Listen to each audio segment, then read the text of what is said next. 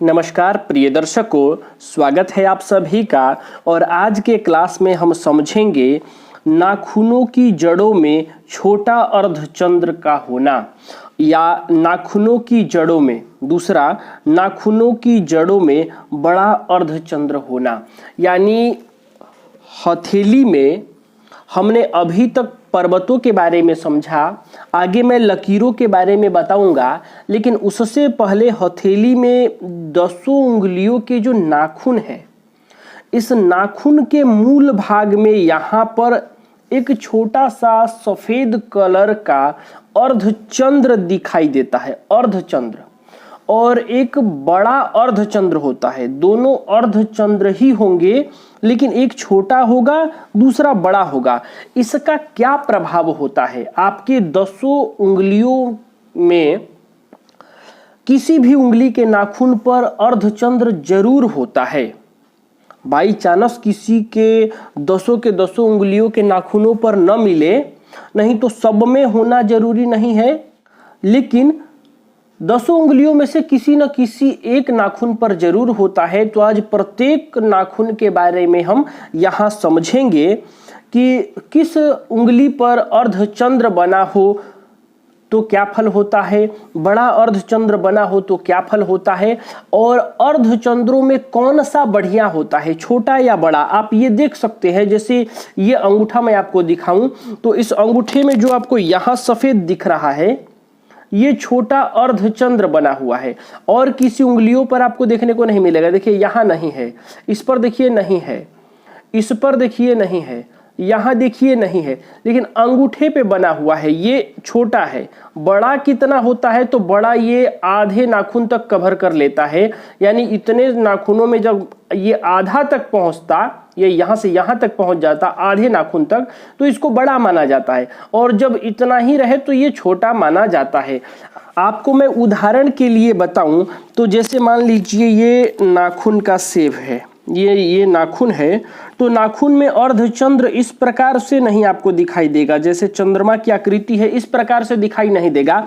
हथेली में अर्धचंद्र यदि छोटा हो तो इस प्रकार से दिखाई देगा, यानी यहाँ से लेकर यहाँ तक आपको छोटा अर्धचंद्र समझ लेना चाहिए।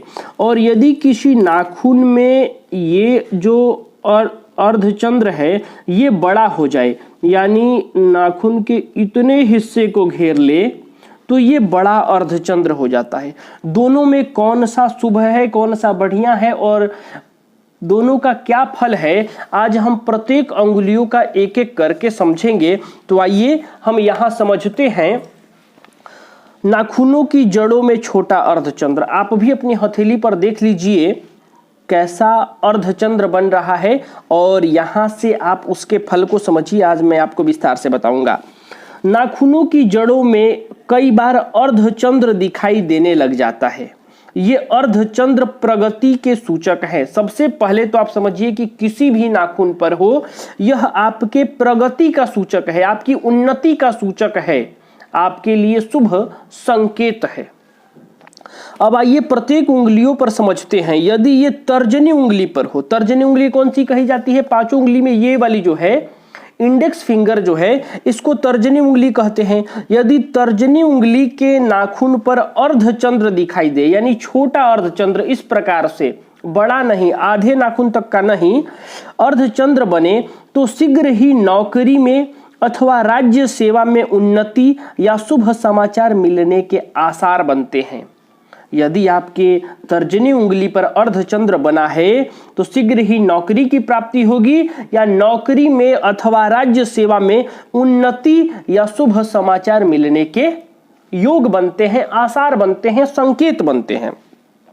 अब यदि किसी के मध्यमा उंगली पर बना हो, यानी मिडिल फिंगर पर बना हो, सबसे बड़ी वाली उंगली के नाखूनों पर अर्धचंद्र बने, तो इस बात का सूचक है कि व्यक्ति को शीघ्र ही मशीनरी संबंधित कार्यों में लाभ होने वाला है, तथा उसे आकस्मिक धन का लाभ अथवा शुभ समाचार मिल सकेंगे। यानी मिडिल फिंगर पे बना अर्धचंद्र आपको आकस्मिक धन लाभ कराने वाला है। मशीनरी संबंधित कार्यों में यदि आप लगे हैं तो यह आपके लिए एक शुभ संकेत है, एक शुभ योग है, एक लाभप्रद संकेत है। अनामिका उंगली पर यदि बने, रिंग फिंगर में यदि रिंग फिंगर की उंगली पर यदि ऐसा अर्धचंद्र दिखाई दे तो शीघ्र ही सम्मान वृद्धि, प्रतिष्ठा वृद्धि एवं समाज में आदर बढ़ता है। क्योंकि ये सूर्य की उंगली है तो यहाँ इस उंगली पर यानी इस उंगली के नाखून पर अर्धचंद्र सामाजिक प्रतिष्ठा प्रदान करने वाला होता है, मान सम्मान, पद, प्रतिष्ठा और समाज में आदर प्रदान करने वाला होता है। समझिए कि इसमें वृद्धि होने वाली है, यह इस बात का सूचक है। यदि कनिष्ठिका उंगली में, लिटिल फिंगर के उंगली पर यदि अर्धचंद्र बने, अर्धचंद्र कहाँ बनेगा? आपके नाखूनों पर ही बनेगा। यदि अर्धचंद्र बने तो व्यापारिक कार्यों से लाभ होने के आसार बढ़ जाते हैं, यानी आपके व्यवसाय में उन्नति अवश्य होने वाला है। अब यदि अंगूठे पर ये बने, जैसा कि यहाँ आप देख पा रहे हैं, अंगूठे के नाखून की जड़ में यदि अर्धचंद्र बने तो समस्त प्रकार के शुभ कार्य, उन्नति एवं शुभ संकेत तो समझना चाहिए। यदि अंगूठे पे अर्धचंद्र बना हो तो प्रिय दर्शकों आप भी देख लीजिए कि तर्जनी उंगली से लेकर अंगूठे तक पांचों उंगलियों में से आपके किस उंगली पर अर्धचंद्र बना है और उसका क्या फल होगा मैंने बता दिया। अब आइए पढ़ते हैं, नाखूनों की जड़ों में बड़ा अर्धचंद्र का होना। ऊपर मैंने छोटे अर्धचंद्र के बारे में विवरण दिया, ये लेखक लिख रहे हैं अपनी भाषा में, परंतु कई बार बड़ा अर्धचंद्र भी दिखाई दे जाता है। बड़ा अर्धचंद्र जो कि लगभग आधे नाखूनों को घेर लेता है। मैंने आप लोगों को बताया कि जो बड़ा अर्धचंद्र होगा वो नाखून के आधे हिस्से को घेर लेता है।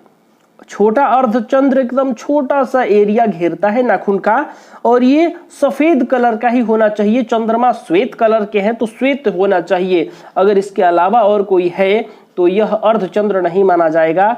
यदि श्वेत कलर में आपको दिखाए और चंद्राकृति में दिखाए, नहीं तो सफेद धब्बे भी होते हैं। धब्बों के बारे में हम आगे पढ़ेंगे। सफेद धब्बे और काले धब्बे, दो तरह के धब्बे होते हैं, उनके बारे में भी हम पढ़ेंगे। लेकिन यदि चंद्राकृति हो, चंद्र की आकृति के तरह बने तो ये अर्धचंद्र और ये भी अर्धचंद्र है, दोनों में अंतर है बड़े और छोटे का। अब जो कि लगभग आधे नाखून को घेर लेता है, बड़ा अर्धचंद्र यदि दिखाई दे तो विपरीत फल समझना चाहिए।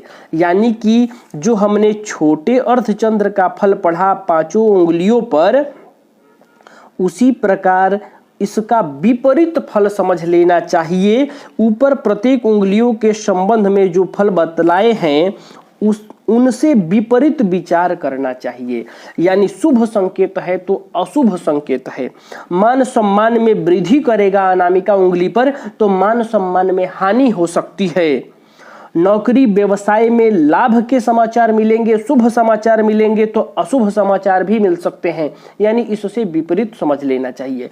अब रही 10 उंगलियों पर, तो यदि इस वाले अंगूठे पर है और इस वाले अंगूठे पर भी बनेगा तो यह भी विचारणीय होगा। अब आपको एक और महत्वपूर्ण बात बता दूं कि आप अपने हथेली में, दोनों हाथों की हथेलियों में कौन सा विचार करेंगे।